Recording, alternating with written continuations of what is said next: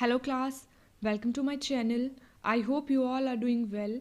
हम यहाँ पर तैयारी करते हैं UGC NET paper 2 commerce 08 code के लिए, जिसमें हम कॉमर्स में नेट जेआरएफ सेट की तैयारी करते हैं। हमारी यूनिट 7 चली है जिसका नाम है banking and financial institution. Class 4 है आज, और हमारी जो क्लासेस होती हैं वो हिंदी और इंग्लिश दोनों ही लैंग्वेजेस में होती हैं, तो लैंग्वेज से रिलेटेड आपको कोई भी बैरियर नहीं होगा। इससे पहले हमने यूनिट 1 को एंड यूनिट 3 को पूरा कंप्लीट कर लिया है। जिसने वो क्लासेस नहीं देखी हैं तो उनको भी देख लीजिए, और उसके साथ ही हमने उसके कुछ प्रीवियस ईयर क्वेश्चंस भी करे हैं दोनों यूनिट्स के, तो उनको भी जाकर देख लीजिएगा। आज हमारा सेकंड चैप्टर इस यूनिट का ख़त्म हो जाएगा। इसके बाद हम नेक्स्ट चैप्टर की ओर चलेंगे। तो चलिए बिना किसी देरी के शुरू करते हैं आज का सिलेबस। तो आज का हमारा टॉपिक रहेगा digitization of banking and financial services. इससे पहले हमने बैंकिंग के बारे में पूरा कंप्लीट पढ़ लिया है। आज हमारा है digitization of banking and financial services, जिसका मतलब ये होता है कि जो आपका बैंकिंग सिस्टम है एंड आपकी जो फाइनेंशियल सर्विसेज आप प्रोवाइड करवाते हो उसमें किस तरह से डिजिटल का यूज़ किया जा रहा है, किस तरह से मशीन्स का यूज़ किया जा रहा है, रोबोट्स का यूज़ किया जा रहा है, किस तरह से आपकी टेक्नोलॉजी का यूज़ किया जा रहा है, ताकि कस्टमर्स को better experience and better facilities services provide की जा सके। इसके लिए ही तो डिजिटाइजेशन किया जा रहा है। आज का टाइम कैसा है? टेक्नोलॉजी का टाइम है, और टेक्नोलॉजी जो होती है वो हर एक क्षेत्र में आगे ही बढ़ रही है। तो बैंकिंग सेक्टर में भी जब टेक्नोलॉजी का यूज़ किया जाएगा, जब डिजिटाइजेशन का यूज़ किया जाएगा, तो उससे कस्टमर्स को किस तरह की फैसिलिटीज़ मिलेंगी, कस्टमर को किस तरह की सर्विसेज मिलेंगी, उसको ही आप डिजिटाइजेशन बोलते हो। कि बैंकिंग सेक्टर में भी टेक्नोलॉजी का यूज़ होने लगा है, जिसकी वजह से आपका कस्टमर जो है वो बहुत सारे सर्विसेज को प्रोवाइड कर पा रहा है, और जो आपके बैंकिंग सेक्टर है उनमें भी डेटा को एनालिटिक करने के लिए, डेटा को सेव रखने के लिए हेल्पफुल ये आपका नेचर का होता है। तो चलिए देखते हैं इसमें क्या आता है। The digitization of banking and financial services involve integration technology to enhance operational efficiency, customer experience and accessibility. अब इसका मतलब क्या होता है कि digitization of banking and financial services क्या चीज़ को इन्वॉल्व करता है? ये इंटीग्रेटिंग मतलब एकत्रित करना, किसको? टेक्नोलॉजी को एकत्रित करके, इकट्ठा करके ये चलता है, ताकि इन्हेंस किया जा सके, बढ़ाया जा सके। क्या? ऑपरेशनल एफिशिएंसी को, जो आपकी कार्यात्मक दक्षता है उसको बढ़ाया जा सके, इन्हेंस किया जा सके। उसके लिए कस्टमर का एक्सपीरियंस बेटर बनाया जा सके, कस्टमर को अच्छी अच्छी सर्विसेज प्रोवाइड करवाई जा सके।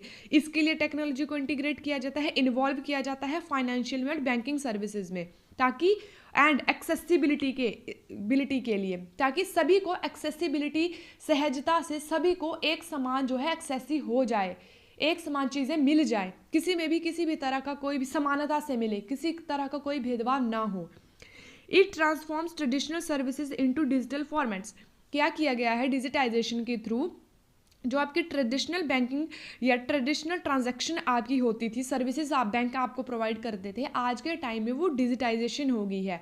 डिजिटल फॉर्मेट्स में आपको देखने को मिलती हैं। जैसे आप यूपीआई करते हो, आप मोबाइल बैंकिंग करते हो, ई सर्विसेज आप ले रहे हो किसी भी तरह की बैंक से या फाइनेंशियल इंस्टीट्यूशन से, तो आपकी क्या है? सर्विसेज है जो आपको प्रोवाइड हो रही हैं। पहले वो नहीं होती थी, अब हो रही हैं। क्यों? टेक्नोलॉजी की वजह से। इनेबलिंग कन्वीनियंस, अपने हिसाब से, कन्वीनियंस के हिसाब से, सुविधा के अनुसार आप क्या कर सकते हो? इनेबल कर सकते हो अपनी सर्विसेज को, अपने पेस के हिसाब से, अपनी स्पीड के हिसाब से। एंड पर्सनलाइज सोल्यूशन भी आप वहाँ से हल ले सकते हो। तो इसको आप बोलते हो digitization of banking and financial service की टेक्नोलॉजी का यूज़ करना है, ताकि आप ऑपरेशनल एफिशिएंसी को बढ़ा सको, कस्टमर के एक्सपीरियंस को बढ़ा सको, और एक्सेसिबिलिटी आप सभी को एक समान दे सको। इसने क्या किया? जो आपका ट्रेडिशनल सर्विसेज का फॉर्मेट था उसको चेंज कर दिया, किसमें? डिजिटल फॉर्मेट्स के अंदर। अपनी कन्वीनियंस के हिसाब से, पर्सनल सोल्यूशन के हिसाब से कस्टमर जो है इसको चेंज कर सकता है, अपने हिसाब से कस्टमर इसमें फैसिलिटीज़ प्रोवाइड कर सकता है। सो ये है आपके पास। नेक्स्ट आपके पास आता है digitization in banking and finance. का मतलब क्या होता है? किस तरह से आप डिजिटाइजेशन एंड बैंकिंग फाइनेंस कह सकते हो कि ये हुआ है? इसके थ्रू आप क्या कर सकते हो? Core banking system.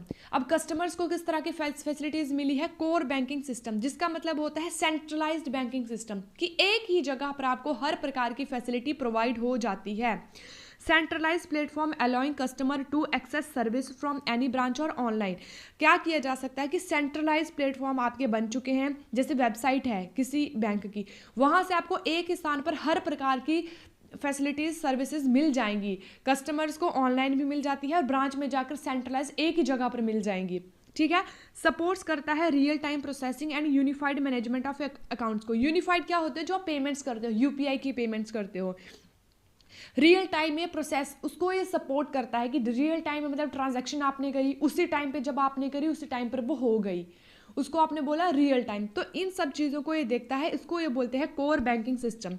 नेक्स्ट इसका काम क्या है, ऑनलाइन एंड मोबाइल बैंकिंग।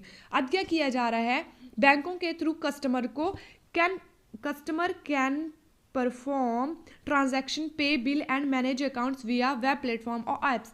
क्या किया जा रहा है, अब कस्टमर्स को इस तरह की फैसिलिटीज़ प्रोवाइड करवाई जा रही है, सर्विसेज प्रोवाइड करवाई जा रही हैं ताकि वे क्या कर सके, ट्रांजैक्शन कर सकें ईजीली, बिल्स को पे कर सके, किसके थ्रू, फ़ोन के थ्रू, मोबाइल ऐप्स के थ्रू, बहुत सारी वेबसाइट्स होती हैं उसके थ्रू, जैसे आपका पेमेंट है, पेटीएम है, जैसे आपका गूगल पे है, वहाँ से आप क्या कर सकते हो, पेमेंट कर सकते हो। इसके साथ ही आपके जो बैंक्स होते हैं, बैंकों की अपनी अपनी वेबसाइट अब चल पड़ी हैं, वहाँ से बैंक की अपनी वेबसाइट से भी आप पेमेंट कर सकते हो। जैसे कि आपकी PNB वन है, वो ऐप है, SBI की है योनो SBI, वो उनकी अपनी ऐप्स है, वहाँ से भी पेमेंट की जा सकती है। तो इसको आप बोलते हो ऑनलाइन एंड मोबाइल बैंकिंग की सर्विसेज ये प्रोवाइड करवाते हैं। इसके बाद ये करवाते हैं डिजिटल पेमेंट। आप क्या कर सकते हो, पेमेंट कर सकते हो, किस तरह से, digitally, online methods like UPI, e wallets and QR code provide cashless transaction option. अब यहाँ पे आपको कैश देने की जरूरत नहीं पड़ेगी जब आप यूपीआई करते हो। ठीक है, यूनिफाइड पेमेंट आपका सिस्टम जो इंटरफेस जो आपका होता है, ई वॉलेट से आप पेमेंट करते हो। आपका पेटीएम में क्या होता है, ई वॉलेट के अंदर पैसे जमा होते हैं, वहाँ से करते हो। QR कोड स्कैन करके आप पेमेंट करते हो, वहाँ पे आप हाथों में पैसे थोड़ी ना दे रहे हो, ट्रांजैक्शन आप किस तरह से कर रहे हो, कैशलेस कर रहे हो। आपके अकाउंट से पैसे गए, दूसरे के अकाउंट में चले गए, वो कैसे ट्रांजैक्शन हुई, कैशलेस ट्रांजैक्शन। इसमें आपने मैनुअली कोई पैसे नहीं दिए ना, मैनुअली कोई पैसे आपने लिए। इसमें क्या हुआ, आपको किस तरह का ऑप्शन प्रोवाइड हुआ, कैशलेस। तो इसको आप बोलते हो डिजिटल पेमेंट। जब आपकी डिजिटाइजेशन हुआ बैंकिंग सिस्टम में, तो उसमें आपका डिजिटल पेमेंट का भी रोल बढ़ा। Contactless payment using NFC technology और वेरिएबल एंड बिकमिंग पॉपुलर। अब धीरे धीरे ये होता जा रहा है, कॉन्टैक्टलेस पेमेंट आपकी धीरे धीरे बढ़ती जा रही है। उसके बाद आता है फिनटेक इनोवेशन। अब फिनटेक क्या होता है, फाइनेंशियल टेक्नोलॉजी। फिनटेक को क्या बोलते हैं, फाइनेंशियल में जब टेक्नोलॉजी का यूज हो गया, इसकी वजह से क्या हुआ, नई नई इनोवेशन आपकी हर एक क्षेत्र में होने लगी। अब किसके थ्रू आप इनोवेशन कर सकते हो, रोबोट सिस्टम जो होता है उसके आप एडवाइजरी ले रहे हो कि कहाँ पर हमें इन्वेस्टमेंट करना है, किस तरह से करना है, या रोबोट्स का यूज़ आपके पास ज़्यादा हो रहा है एडवाइजरी लेने के लिए, किसी भी कार्य करने के लिए, स्टार्टअप करने के लिए, या आपका जो है इनोवेशन करने के लिए। तो उसको बोलते हैं फाइनेंशियल के साथ जब टेक्नोलॉजी को मिलाया। Peer to peer lending platform है and digital only banks, neo banks है आपके पास। नियो बैंक्स आपकी ऐसी फैसिलिटीज़ होती है जहां पर आपका कोई बैंक सेटअप नहीं होता है, लेकिन बैंकिंग जैसी फैसिलिटीज़ आपको डिजिटली प्रोवाइड करवाई जाती हैं। उसके बाद आता है ब्लॉकचेन एंड क्रिप्टो करेंसीज। आज के टाइम में आपको पता है क्रिप्टो करेंसीज का चलन बहुत ज़्यादा बढ़ रहा है। जो आपके डेवलप्ड कंट्रीज़ हैं वहाँ पर क्रिप्टो करेंसी का ही ज़्यादा इन्वेस्टमेंट वहाँ पर हो रहा है। ब्लॉकचेन आपके पास है। Blockchain enhance transparency, security and efficiency in transaction and record keeping. अब ब्लॉकचेन क्या होती है, ये आपकी ट्रांसपेरेंसी को इन्हेंस करती है। किसी भी तरह की अगर आपकी ट्रांजैक्शन हुई होती है उसको ये रिकॉर्ड करके रखती है। And crypto currencies like bitcoin are reshaping payment and investment. अब बिटकॉइन के थ्रू आप क्या कर रहे हो, पेमेंट कर रहे हो, ये भी आपकी पेमेंट सिस्टम को रीशेप कर रही है। बिटकॉइन आपका जो है या क्रिप्टो करेंसी है वो भी आपकी कैशलेस है, उसमें आप किसी तरह का कैश नहीं इन्वॉल्व करते हो। लेकिन डिजिटल करेंसी है, डिजिटल करेंसी में जब इन्वेस्टमेंट करी जाएगी, ये किसके थ्रू हो रहा है, टेक्नोलॉजी के थ्रू। जब आपके बैंकिंग सिस्टम में, फाइनेंशियल इंस्टीट्यूशन में, फाइनेंशियल सिस्टम में जब टेक्नोलॉजी का यूज़ किया जा रहा है, डिजिटाइजेशन हो रही है, उसकी वजह से। उसके बाद आपके पास आता है artificial intelligence and machine language.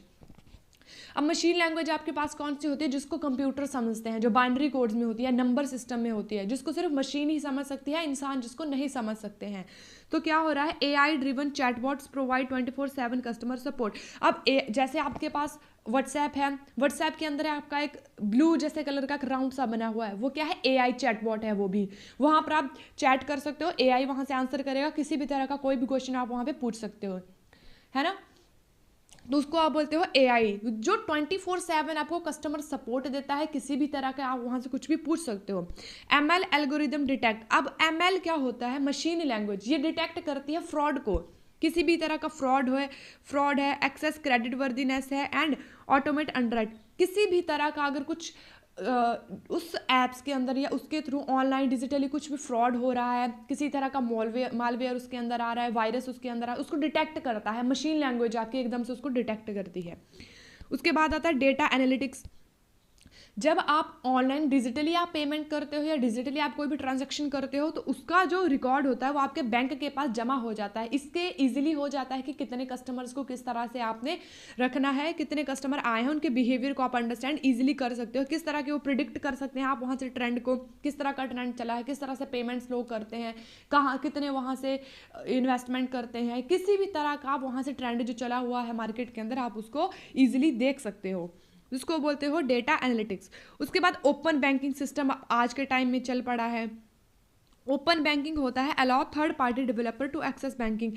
अब क्या होता है, एपीआई आपका क्या करता है, अलाउ करता है थर्ड पार्टी को जो आपकी डेवलप करती है बैंकिंग सर्विसेज को सिक्योरली, सुरक्षित तरीके से बैंकिंग सिस्टम को जो सिक्योर करेगी, जो बैंकिंग सिस्टम को डेवलप करेगी, उसको आप बोलते हैं ओपन बैंकिंग। इनकरेज करता है collaboration with fintech and expand services ecosystem के साथ, जो आपकी फाइनेंशियल टेक्नोलॉजी से होती है एंड सर्विसेज इकोसिस्टम होता है उसके साथ ये कोलैबोरेट करता है एंड ओपन बैंकिंग के सर्विसेज प्रोवाइड करता है जो कि आपकी बैंकिंग सर्विसेज को सिक्योरली डेवलप करता है। सो ये था आपके पास डिजिटाइजेशन एंड फाइनेंशियल इंस्टीट्यूशन या फाइनेंशियल आपके पास टेक्नोलॉजीज। उसके बाद आपके पास आता है फॉर्म्स ऑफ ई बैंकिंग, मतलब आपके पास जो ई बैंकिंग है वो कितने प्रकार की हो सकती है, किस तरह से आप इलेक्ट्रॉनिक बैंकिंग आप कर सकते हो। तो उसके बाद सबसे पहले हम देखते हैं क्या है ई बैंकिंग और electronic banking refer to the use of electronic platform to provide banking services and enable customer to conduct financial transaction online. अब ई बैंकिंग वही है, इलेक्ट्रॉनिक बैंकिंग को आप ई बैंकिंग बोलते हो, जो रेफर करती है इलेक्ट्रॉनिक प्लेटफॉर्म प्रोवाइड करवाती है कस्टमर्स को ताकि वो सर्विसेज को ईजिली कंडक्ट कर सके, यूज कर सके और फाइनेंशियल ट्रांजैक्शन ऑनलाइन कर सके। ई जब किसी भी चीज़ के साथ जुड़ गया, जब ई आपके कॉमर्स के साथ जुड़ गया, वो इलेक्ट्रॉनिक कॉमर्स हो गया, इसमें आपका डिजिटाइजेशन आ गया, टेक्नोलॉजी आ गई, ऑनलाइन आपका काम आ गया, इंटरनेट इसमें आपके आ गया। जैसे ही आपका इलेक्ट्रॉनिक ई जो बैंकिंग के साथ जुड़ गया तो ई का मतलब इलेक्ट्रॉनिक होता है, ऑनलाइन ट्रांजेक्शन आपकी आ गई, ऑनलाइन सर्विसेज आ गई, ऑनलाइन कस्टमर जो भी सर्विसेज दी जाएगी वो ऑनलाइन डिजिटल के थ्रू ही दी जाएगी। सो ये आपका इसमें फॉर्म्स देख लेते हैं किस तरह के आप कर सकते हो। ऑनलाइन बैंकिंग, इंटरनेट बैंकिंग कर सकते हो आप। अब कस्टमर्स को किस तरह की फैसिलिटीज प्रोवाइड करवाई गई है, ऑनलाइन बैंकिंग की, इंटरनेट बैंकिंग की, access banking services via the bank website. आप क्या कर सकते हो, बैंक की जो वेबसाइट अपनी होती है, जैसे पीएनबी की है पीएनबी वन में आप जाओगे, लॉगिन करोगे, अपना सब डेटा वहाँ पर डालोगे, वहाँ पर जाकर फिर आप हर प्रकार की फैसिलिटीज़ वहाँ से ले सकते हो। आप वहाँ पे लोन ले सकते हो, अपना खाता वहाँ पे खोल सकते हो, ट्रांजैक्शन कर सकते हो, आप डिपॉजिट देख सकते हो, आप विड्रॉल देख सकते हो, आप हर प्रकार के ट्रांजैक्शन, कितने पैसे किसको दिए हैं, कितने पैसे किसने हमको दिए हैं, क्यूआर कोड उसका एक जनरेट होता है, वो आप किसी को भेज सकते हो फिर पेमेंट के लिए। सो ये सब फैसिलिटीज़ किसके थ्रू दी जाती है, वेबसाइट के थ्रू, जो अपने हर एक बैंक की अपनी वेबसाइट अब आज के टाइम में बनी हुई है। अब इसके क्या फीचर है, फंड ट्रांसफर कर सकते हो आप बैंकिंग के थ्रू, नेफ्ट कर सकते हो, आरटीजीएस आईएमपीएस कर सकते हो, आप किसके थ्रू कर सकते हो, इंटरनेट बैंकिंग के थ्रू, बिल्स का पेमेंट कर सकते हो, account management and statement downloads आप कर सकते हो, अकाउंट को मैनेज कर सकते हो अपने हिसाब से, और जो भी आपकी स्टेटमेंट्स होती है, जो आपने पेमेंट्स करी हैं, ट्रांजैक्शन करी हैं, उसको आप डाउनलोड भी कर सकते हो। Investment services, mutual fund and stocks में भी आप इन्वेस्टमेंट कर सकते हो, तो इसमें इन्वेस्टमेंट की जैसे सर्विसेज भी आपको प्रोवाइड होती हैं। उसके बाद आता है मोबाइल बैंकिंग, वो था इंटरनेट बैंकिंग, ये है आपके पास मोबाइल के थ्रू, जो आपके पास एंड्रॉयड है, मोबाइल है, उसके थ्रू जो आपको सर्विसेज, जो ऐप के थ्रू आपको सर्विसेज दी जाएंगी। Use mobile apps to access banking service any time anywhere, जो मोबाइल ऐप्स आपकी होती हैं उन ऐप्स के थ्रू भी आप हर टाइम पे किसी भी समय किसी भी तरह की सर्विसेज जो है वो प्राप्त कर सकते हो। इसमें फीचर है जैसे आप क्विक फंड ट्रांसफ़र कर सकते हो, यूपीआई, जैसे आपका गूगल पे है, पेटीएम है, आपका पेपल है, इनसे आप डायरेक्टली जो है पेमेंट कर सकते हो और आपको पेमेंट भी हो सकती है। मोबाइल टू मोबाइल पेमेंट आप कर सकते हो। Real time notification and account update, आपको उसी टाइम पे ट्रांजैक्शन आपने कोई करी है उसकी आपको नोटिफिकेशन आ जाती है, आपके बैंक से इतना पैसा कटा, आपके बैंक में इतना पैसा आया, वो हर प्रकार की नोटिफिकेशन आपको रियल टाइम में मिल जाती है। अकाउंट्स को आप अपडेट कर सकते हो, अपने टाइम के अनुसार। Mobile specific feature like QR code payment. अब मोबाइल में स्पेसिफिक फीचर्स आपके होते हैं, जैसे क्यूआर कोड पेमेंट है। आप क्या कर सकते हो, क्यूआर को स्कैन कर सकते हो, वहाँ पर पेमेंट कर सकते हो, या अपना क्यूआर किसी और को भेज सकते हो उसके ऊपर पेमेंट करने के लिए। तो ट्रांजैक्शन को बहुत ईजी बना दिया गया है डिजिटलाइजेशन के थ्रू। डिजिटाइजेशन से क्या किया है, आपका जो पेमेंट सिस्टम है, ट्रांजैक्शन है, बैंक में जाने के लिए मैन्युअली आपको ज़रूरत नहीं है। आपका हर प्रकार का काम जो है आपके हाथ में मोबाइल से ही हो जाएगा, जो आपकी बैंक की वेबसाइट है या आपकी जो मोबाइल बैंकिंग की ऐप्स है उनके द्वारा। उसके बाद और कौन से फॉर्म्स हैं ई बैंकिंग के, ऑटोमेटिक टेलर मशीन, जिसको आप बोलते हो एटीएम। एटीएम की फुल फॉर्म क्या होती है, ऑटोमेटेड टेलर मशीन। अब आप क्या कर सकते हो, 24/7 एटीएम की सुविधा आपको उपलब्ध होती है। आप एटीएम में जाइए, वहां से आप विड्रॉल कर सकते हो, डिपॉजिट भी कर सकते हो, सर्विसेज आप वहां से प्राप्त कर सकते हो। Access to cash withdrawal and other services आप एटीएम के ऊपर जाकर प्रोवाइड कर सकते हो। इसके फीचर्स क्या हैं, कैश विड्रॉल एंड डिपॉजिट, आप कैश को विड्रॉल कर सकते हो मशीन से एंड डिपॉजिट भी कर सकते हो मशीन के अंदर। मिनी स्टेटमेंट आप वहाँ से निकलवा सकते हो। आप जब बैंक में, आप एटीएम में जाते हो, पैसे निकलवाते हो, वहाँ से आपको एक स्टेटमेंट आती है ना, उसके ऊपर आपको यस करना होता है अगर आपको चाहिए होती है, तो वो आती है ना निकल के, तो उसको मिनी स्टेटमेंट भी आप बोलते हो। पिन चेंजेस आप वहाँ से कर सकते हो easily. Bill payment end fund transfer कर सकते हो। इन एडवांस एटीएम जो आपके पास होते हैं उनसे आप bill payment end fund transfer भी कर सकते हो। टेलीफोन बैंकिंग, अब टेलीफोन बैंकिंग क्या होती है, जब आप फोन के द्वारा टेलीफोन करके बात करके जब आप सर्विसेज लेते हो, जैसे आपने क्या किया, बैंक के अंदर कस्टमर सर्विसेज के ऊपर आपने कॉल किया, वहां से आप हर अपने खाते के बारे में, अपना जो आपका अकाउंट है वहां पर उसके बारे में हर प्रकार की जानकारी आप ले सकते हो, या अदर भी आपको कोई और इन्फॉर्मेशन चाहिए वो भी आप वहां से ले सकते हो। Access banking service via a phone call to bank customer service और आईवीआर सिस्टम के थ्रू आप कर सकते हो। फीचर्स क्या है, balance inquiry and transaction detail आप वहां से जान सकते हो टेलीफोन बैंकिंग से। फंड ट्रांसफर कर सकते हो एंड बिल को पेमेंट कर सकते हो आप टेलीफोन से। ब्लॉकिंग कार्ड्स और एक्टिवेटिंग सर हम करते हैं ना ऐसे, जब हमारे पास मान लीजिए एटीएम कार्ड है, एटीएम कार्ड गुम हो गया, खो गया या मिल नहीं रहा है, हम उसको ब्लॉक करवा सकते हैं ना। फ़ोन कॉल करते हैं हम यहाँ से कस्टमर केयर को और वो फ़ोन उठाते हैं और हमारा एटीएम कार्ड जो है वो ब्लॉक हो जाता है। एक्टिवेट सर्विसेज करवानी हो कोई, तब भी हम फ़ोन कॉल करते हैं और वो भी एक्टिवेट वहाँ से हो जाती है। सो ये आपको सर्विसेज प्रोवाइड करवाई जाती हैं ई बैंकिंग के थ्रू, इलेक्ट्रॉनिक के through. Credit and debit card की फैसिलिटीज दी गई है। प्लास्टिक और digital cards linked to account और कैशलेस पेमेंट। आज के टाइम में जैसे आपका ये है गूगल पे है, गूगल पे के ऊपर भी तो आप अपना कार्ड को ही वहाँ पर एंटर करते हो, कार्ड को एंटर करने के बाद ही तो वहाँ पर सर्विसेज होती है। कैशलेस ट्रांजैक्शन आप उसी के थ्रू तो करते हो। तो ये कार्ड होता है जो उसको आप अपने कार्ड को अपने बैंकिंग से अपने ऐप्स के थ्रू आप लिंक करते हो और वहाँ से आप ट्रांजैक्शन करते हो। तो ये आपका डेबिट एंड क्रेडिट कार्ड का काम होता है। अब इसके फीचर्स देख लेते हैं। ऑनलाइन एंड ऑफलाइन पेमेंट, अब क्रेडिट कार्ड के थ्रू आप ऑनलाइन पेमेंट भी कर सकते हो थ्रू ऐप के थ्रू, एंड ऑफलाइन पेमेंट भी आप क्रेडिट कार्ड के थ्रू कर सकते हो। ठीक है। ATM transaction and cashback offers, ATM में जब आप ट्रांजैक्शन भी कर सकते हो, इससे आपको कैशबैक भी मिलता है। जब आप गूगल पे करते हो तब आपको कभी कभी रिवॉर्ड्स मिलते हैं, है ना, रिवॉर्ड्स मिलते हैं, कैशबैक भी आपको मिलता है। तो इस तरह के ऑफर्स भी आपको प्रोवाइड होते हैं। उसके बाद कॉन्टैक्टलेस पेमेंट यूजिंग NFC, तो कॉन्टैक्टलेस पेमेंट आप इसके थ्रू कर सकते हो। सो इसको आप बोलते हो ई बैंकिंग। इलेक्ट्रॉनिक क्लियरिंग सर्विसेज, अब इलेक्ट्रॉनिक क्लियरिंग सर्विसेज का मतलब होता है जैसे आपकी जो सैलरी पेमेंट आप कर रहे हो, बिल पेमेंट आप कर रहे हो, इसके थ्रू एक सर्टेन टाइम के अंदर एक डेट फिक्स कर दी जाती है। उसमें बहुत बल्क में जब आपको ट्रांजैक्शन करते हो, बल्क में कोई पेमेंट करते हो, उसको आप बोलते हो इलेक्ट्रॉनिक क्लियरिंग। आप क्लियरिंग चल करके चलते हो, जैसे सैलरी पे की जाएगी ना, महीने के एंड में सैलरी पे की जाएगी मान लीजिए, तो जब वो पेमेंट की जाएगी वो सेटअप किया रहेगा ऐसा कि 30 तारीख को पेमेंट करनी है, सर्विस ये अपनी सैलरी पे करनी है लोगों को, तो बहुत ज़्यादा मात्रा में होती है सैलरी। अब एक ही व्यक्ति को थोड़ी ना दी जाती है, बल्क में दी जाती है, तो सेटअप किया जाता है उसके लिए पहले से ही और बल्क में ट्रांजैक्शन की जाती है। तो क्लियरिंग करके आप चलते हो कि पेमेंट हो गई, क्लियरिंग आपकी हो गई, उसको आप बोलते हो इलेक्ट्रॉनिक क्लियरिंग सर्विसेज। अब इसके फीचर्स क्या है, ऑटोमेटिक यूटिलिटी बिल पेमेंट। अब इसमें हमने सेटअप ही इस तरह से किया होता है कि ऑटोमेटिकली आपका जो है बिल पेमेंट्स हो जाते हैं। बिल्स पेमेंट आपके यहाँ पर बिल हर प्रकार का, किसी प्रकार का बिल आ गया या आपकी सैलरी आ गई, उसको वेजेस आ गया। लोन EMI डिडक्शन, कभी कभी क्या होता है, ऐसा होता है जो लोन आपने लिया होता है, EMI होती है, डिडक्शन आपकी हो जाती है एक सर्टेन टाइम के अंदर, आपको करवाने की जरूरत नहीं होती है। लेकिन इलेक्ट्रॉनिक क्लियरिंग सर्विस के थ्रू आपको इस तरह की सर्विसेज दी जाती है कि इतनी तारीख को अगर लोन की EMI जानी है तो वो उस बैंक से अपने आप डिडक्ट हो जाएगी। सैलरी डिसबर्समेंट, अगर सैलरी आपको डिस्ट्रीब्यूट करनी है लोगों के बीच में, वही जो मैंने आपको एग्जांपल दिया ये वही है। उसके बाद आता है mobile wallet and payment apps. अब आप क्या कर सकते हो, मोबाइल वॉलेट आपका होता है, जैसे पेटीएम वॉलेट आपका होता है, वहां पर भी आप पैसे इकट्ठे आप रख सकते हो। पेमेंट के लिए ऐप्स भी आपके पास हैं।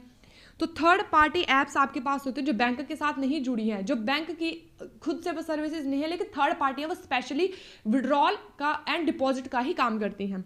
जैसे पेटीएम है, गूगल पे है, एप्पल पे है, इंटीग्रेटेड विद बैंक अकाउंट्स। इनको हम यहाँ पर हम क्या करते हैं, अपने बैंक अकाउंट्स जो होते हैं उनको इनके साथ कनेक्ट करते हैं और यहाँ पे डिपॉजिट की सर्विसेज को हम देखते हैं, हमारी सर्विसेज यहाँ से हम लेते हैं इससे सर्विसेज, जिसको आप बोलते हैं मोबाइल वॉलेट। अब इसके कुछ हम फीचर्स देख लेते हैं। Instant Pir to Pir payment, Pir to पीर होती है जिसको आपने करनी है, अपने सहयोगों को करनी है, दोस्तों को करनी है, रिश्तेदारों को करनी है, किसी को भी आपने पेमेंट करनी है तो इंस्टेंट आप कर सकते हो इन ऐप्स के थ्रू।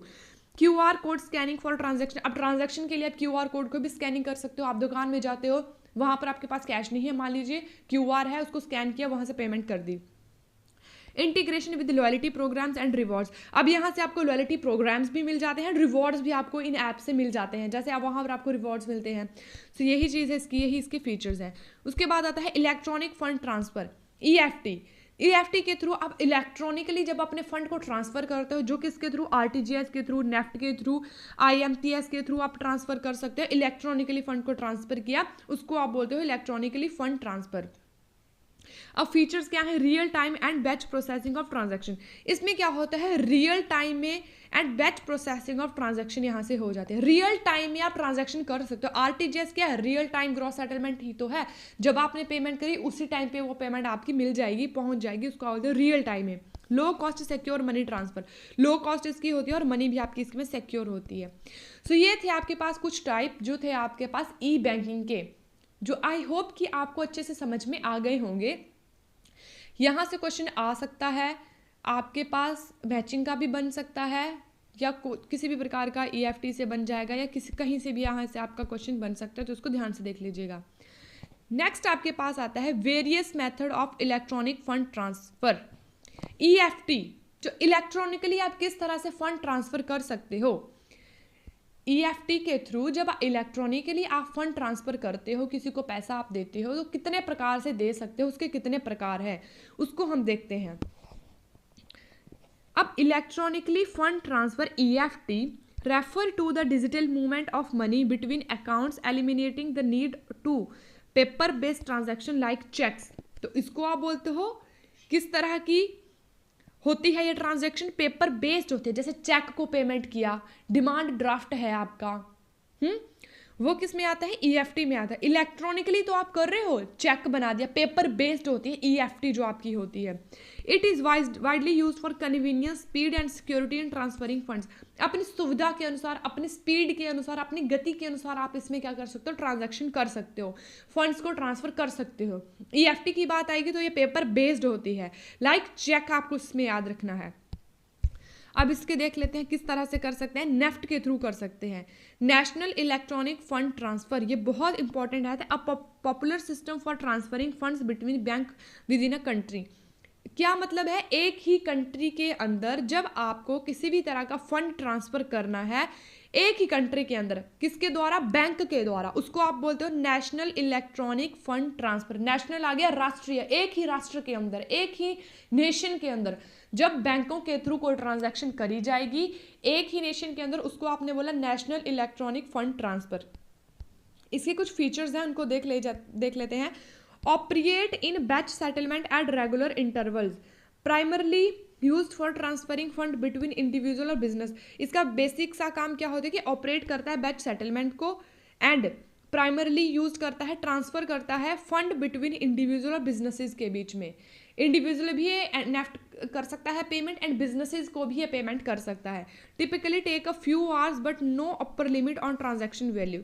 ये टिपिकली क्या करता है, कुछ घंटों का समय लेता है ट्रांजैक्शन करने के लिए। रियल टाइम में ये पेमेंट नहीं होती है, नेफ्ट की जो होती है, कुछ घंटों का समय लगता है पेमेंट होने के लिए, लेकिन ट्रांजैक्शन करने के लिए कोई भी आपकी अपर लिमिट नहीं है, कितनी भी लिमिट में आप ट्रांजैक्शन यहाँ पर कर सकते हो।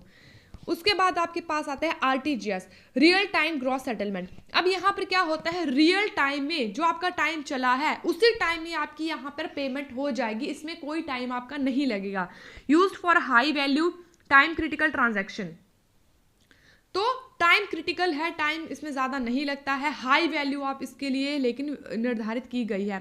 फीचर क्या है, process transaction individual in real time, इसमें इंडिविजुअल ट्रांजैक्शन किए जाते हैं, बिजनेसेस को ट्रांजैक्शन नहीं की जाती है RTGS के थ्रू, इंडिविजुअली इसमें ट्रांजैक्शन की जाती है एंड रियल टाइम में की जाती है। Suitable for large value fund transfer, example above a certain there should such as 2 lakh in India, तो कितनी है इसमें, 2 लाख से ज़्यादा की ही आप इसमें पेमेंट कर सकते हो, उसके कम क्या पेमेंट इसमें नहीं कर सकते हो।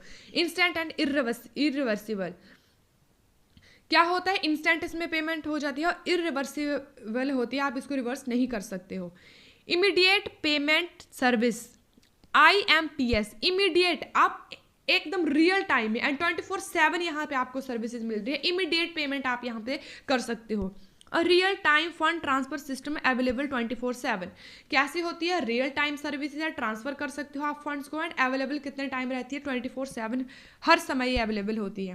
इसके फीचर्स देख लेते हैं। Can be used via mobile banking, ATM और इंटरनेट बैंकिंग के थ्रू आप इसको कर सकते हो। Ideal for small value transaction requiring instant transfer, offer use the mobile numbers linked to bank account, क्या होता है, ऑफन क्या कर सकते हो आप इसको मोबाइल नंबर के साथ जो आपका बैंक अकाउंट के साथ लिंक है उसके साथ लिंक करके भी आप इनको कर सकते हो IMPS को। उसके बाद आता है UPI, यूनिफाइड, क्या है, यूनिफाइड पेमेंट इंटरफेस, जो आपके होते हैं UPI करते हो, रियल टाइम में मोबाइल बेस्ड होता है, रियल टाइम में पेमेंट आप कर सकते हो, इनेबल ट्रांसफरिंग बिटवीन अकाउंट्स के थ्रू। एक कैशलेस है, UPI कर सकते हो आप किसी के भी थ्रू, रियल टाइम में पेमेंट आपके यहाँ पे हो जाती है। इसके फीचर्स क्या है, uses the virtual payment address VPA, uses क्या कर सकते हैं, virtual payment address, QR code and transaction आप इसके थ्रू कर सकते हो।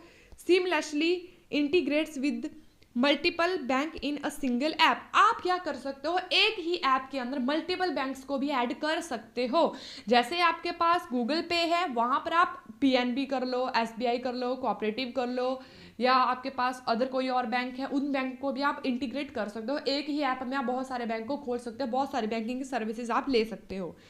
उसके बाद आपके पास आता है इलेक्ट्रॉनिक क्लियरिंग सिस्टम, जिसके बारे में हमने पहले ही पढ़ लिया है कि बल्क में इसमें ट्रांजैक्शन हो जाती है, सैलरी एंड डिविडेंड या यूटिलिटी बिल्स आपने अगर कोई पेमेंट करने होते हैं। क्रेडिट एंड डेबिट कार्ड, इसके बारे में हमने पढ़ लिया है कि enable fund transfer during purchase और पेमेंट आप इससे कर सकते हो। Facilitate both online and offline transaction आप इससे कर सकते हो। Debit card withdraw fund directly from linked account, while credit card offer funds on credit, क्या होता है, जो आपका डेबिट कार्ड होता है वो डेबिट कार्ड आपको किस तरह की फैसिलिटीज देता है, डायरेक्टली आप अपने अकाउंट के साथ लिंक करो और वहाँ से पेमेंट करो। क्रेडिट कार्ड आपको ऑफर देता है, क्रेडिट भी देता है, तो इसके बारे में तो आपको पता ही होगा debit card and credit card क्या होते हैं। डिजिटल वॉलेट, अब आपके पास क्या होता है, डिजिटल वॉलेट होता है, वहां से भी आप पेमेंट कर सकते हो। जैसे आपके पास पेपल है, गूगल पे है, एप्पल पे है, लिंक टू बैंक अकाउंट और कार्ड्स, आप यहाँ पर मोबाइल ऐप्स हैं, या मोबाइल ऐप्स में क्या कर सकते हो, बैंक अकाउंट को कार्ड के साथ लिंक कर सकते हो और यहाँ से पेमेंट कर सकते हो। इसके फीचर्स देख लेते हैं। इंस्टेंट ट्रांसफर और फंड्स टू इंडिविजुअल और मर्चेंट को या मध्यस्थ है या इंडिविजुअल, उसको डायरेक्टली आप इंस्टेंट ट्रांसफर कर सकते हो। सपोर्ट करता है QR कोड पेमेंट को, बिल पेमेंट को एंड मनी रिक्वेस्ट को।